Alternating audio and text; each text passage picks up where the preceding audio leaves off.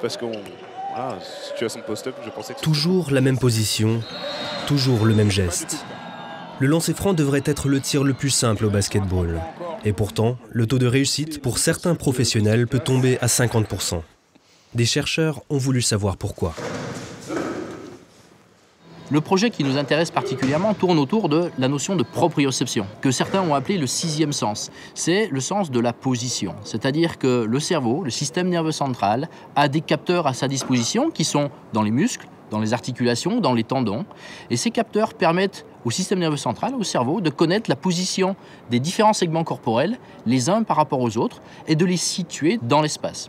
Et ça, c'est un sens qui est particulièrement important dans la vie de tous les jours, dans les gestes de la vie de tous les jours, comme dans le sport de haut niveau. Nous sommes à l'Institut des sciences du mouvement de Marseille, dans une salle qui permet justement d'étudier le lancer franc au basket avec des joueurs de niveau universitaire. Nous avons fait l'hypothèse que c'était la position du poignet qui était importante parce que les derniers ajustements lors du tir au lancer franc se font par le poignet. Et donc ces ajustements fins qui sont faits par le poignet seraient, selon nous, basés sur l'information proprioceptive. Les chercheurs analysent la capacité proprioceptive du poignet de ces joueurs et l'impact du stress au moment du lancer franc. Les paramètres du mouvement sont enregistrés et les paniers comptabilisés. Le sujet effectue d'abord 40 lancers francs, puis il est soumis à un stress. Le sujet vit un jeu de rôle où il doit se présenter comme s'il se présentait à un entretien d'embauche. Donc plusieurs détails sont là pour conduire à l'aspect stressant. Il n'a jamais vu les examinateurs, il est dans une autre salle, il y a un chronomètre, il est filmé, enregistré. Cette tâche est suivie d'une tâche de calcul mental pendant également 5 minutes. Entre le début de cette tâche et la fin de cette tâche, le taux de cortisol, qui est significatif de l'état de stress du sujet, est à peu près multiplié par 3. Dans cette première tâche, vous devez faire un discours qui doit présenter pourquoi vous êtes le meilleur candidat pour ce travail. Vous allez avoir 5 minutes à votre disposition, essayez de les exploiter. Le chronomètre démarre maintenant. Bonjour, je m'appelle Valentin, j'ai actuellement 21 ans et je me suis permis de répondre à votre annonce car je pense être la personne la plus adaptée pour ce travail. Suite à cette situation stressante, ils vont de nouveau faire 40 lancers francs. Nous allons mesurer de la même façon la performance et les paramètres du mouvement pour voir dans quelle mesure le stress peut impacter ces deux éléments. De manière générale, le stress perturbe les performances des sportifs. Mais tous les joueurs ne sont pas affectés de la même façon, tout dépend de leur proprioception. Et pour évaluer ce fameux sixième sens, les chercheurs utilisent un fauteuil un peu particulier, équipé de nombreux capteurs.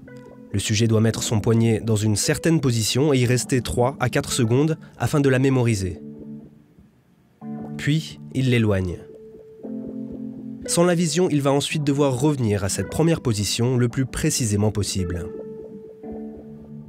Et ce dont on s'est aperçu dans cette étude, c'est qu'effectivement, ceux qui avaient les meilleurs taux de réussite au lancer franc étaient ceux qui démontraient une précision proprioceptive la plus importante, la plus haute. Et bien évidemment, cette connaissance que l'on peut acquérir sur le rôle de la proprioception dans un geste qui est un geste expert, on va pouvoir la réinvestir dans des domaines plus fondamentaux, mais également dans des domaines qui ont trait à la santé et à la pathologie.